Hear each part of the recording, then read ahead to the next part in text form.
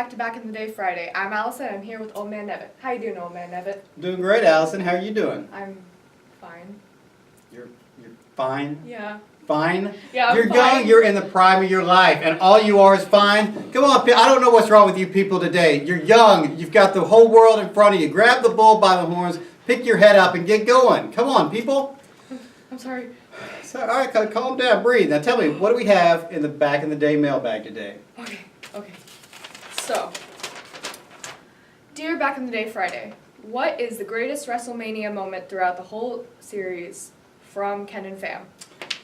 All right, Kenan, great question. Greatest moment in WrestleMania. Well, for the greatest moment in WrestleMania, we're going to have to go way back, all the way back to WrestleMania 2. WrestleMania 2, way back on April 7th, 1986. So WrestleMania 2, you've got a lot of the great classic wrestlers from back in my day. You've got Roddy Piper, the Junkyard Dog, Macho Man Randy Savage. You've got Andre the Giant fighting 40 people, 40 wrestlers and NFL football players in a battle royale, and he beat all of them. You know why he beat all of them? Why? He's Andre the Giant. Of course he beat him. He's a giant. Andre the Giant. Of course he beat them all. 40 men can't take on one giant.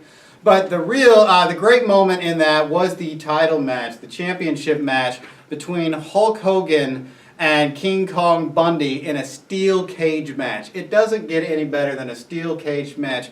Two men trapped in a steel cage, no running away, no jumping out of the ring, fighting till the end, and Hulk Hogan won, beat King Kong Bundy, defended his title in the greatest moment in WrestleMania history. That sounds pleasant. Well, it wasn't for King Kong Bundy, but for the audience, it was a great thrill. Okay, so what do we have for the artifact? All right, going way back, just like last week, we're going way back in the day. Got quite an artifact. This is one of the coolest things we've ever had on Back in the Day Friday. Oh. What do you think about that?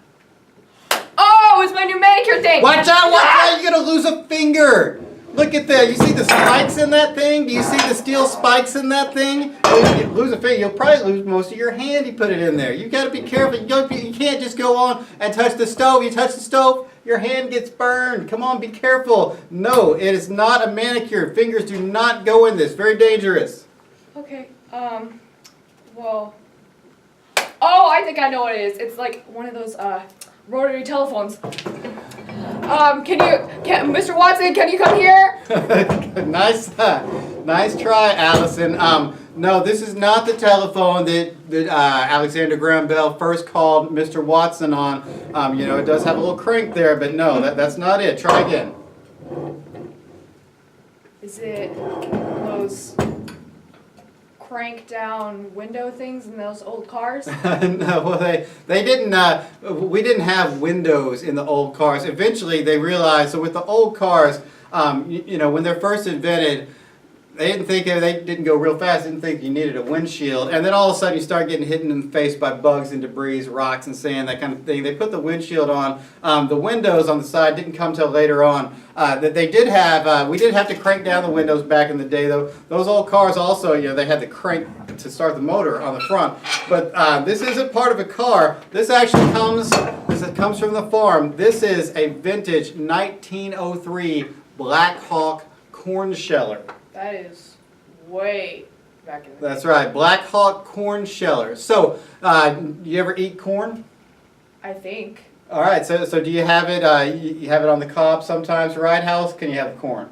I don't know. Yeah, well, sometimes today, maybe you need to go with Mom and Dad at the grocery store, and sometimes they have a can of corn. You've got all the kernels right there. Scoop them up with your fork. You don't have to worry about them getting stuck in your teeth or anything like that. It's convenient. But how do you get the kernels off the corn? You think somebody sits there all day long and picks, one at a time? I would. Well, that's how they started out, but that takes a long time. It's not really efficient, right? And if you want to get a lot of corn to a lot of people, efficiency is the key, and that's where the Black Hawk, the 1903 Black Hawk corn sheller comes from. So the corn sheller was first invented in 1872 by a guy named Lester E. Dennison from Middlesex, Connecticut. He invents the corn sheller. It's kind of like the wheat thresher, in that it uses mechanical power to pull the kernels off the corn. And so originally it was powered either by a hand crank like this right here, or a tractor, an engine, or even an electric motor, a few different ways to do it.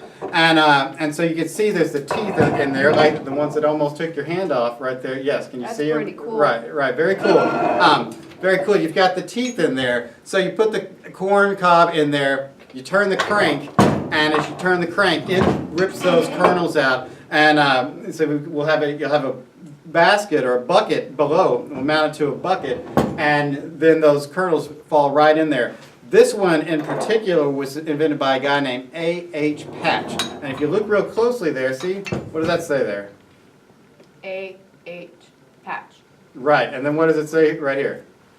Clarksville. Clarksville, Tennessee. If we keep cranking it, A.H. Patch, Clarksville, Tennessee. So this guy was originally from Massachusetts, and then he moves down to Clarksville, Tennessee. He invents the Black Hawk. See, it says trademark registered right there.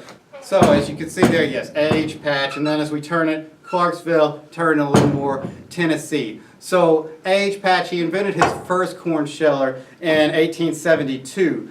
And he goes on to win one of the top prizes at the 1893 World's Fair, and then he comes out with his best corn sheller ever. This one right here, the Black Hawk, 1903. All right. So the Black Hawk became one of the greatest sellers in the history of corn shellers. It was popular worldwide. People not just from down in Tennessee, but people all over the world bought the 1903 Clarksville, Tennessee Black Hawk corn sheller. So in 1903 he invents the Black Hawk corn sheller. Goes on to be the most popular one of the most popular ones in the world. It's popular worldwide, one of the best sellers, not just here in the United States, but all over the world. So why don't we mount it up and see what it can do? Okay. So here's the corn sheller all mounted up. You would have like a wooden box probably to mount it if you're using it on the farm. And you'll put your corn right here, and you're just going to start crank it away. Those kernels, the kernels are coming off. They're just falling off in your box. You gotta have a good strong, you gotta have a good strong arm here because you're gonna get tired. Watch out! No, no manicures here, Allison. Your nails are fine. No. You're gonna lose a finger. A lot of people on the farm end up missing a hand or a finger because if you weren't smart enough to keep your hand off the stove, boom, that hand's gone. Be careful. I don't think you would have lasted a minute on a farm, Allison. So you're cranking. You go through one kernel, two kernels, three kernels all day long. And back on the farm, they get up early in the morning. Get up at the first rooster crow, the crack of dawn, and you work hard all day. That person who was the corn sheller expert, they would have biceps like this big. You think guys in the NFL have big arms? Try doing a corn sheller all day. You're gonna have the biggest arm, at least on one side, biggest arm in the county. So that's how the old Black Hawk 1903 Black Hawk corn sheller worked. Send us your letters. We'll answer your letters here on Back in the Day Friday, or give us a call on the Back in the Day hotline. We'll see you next time. Back in the Day.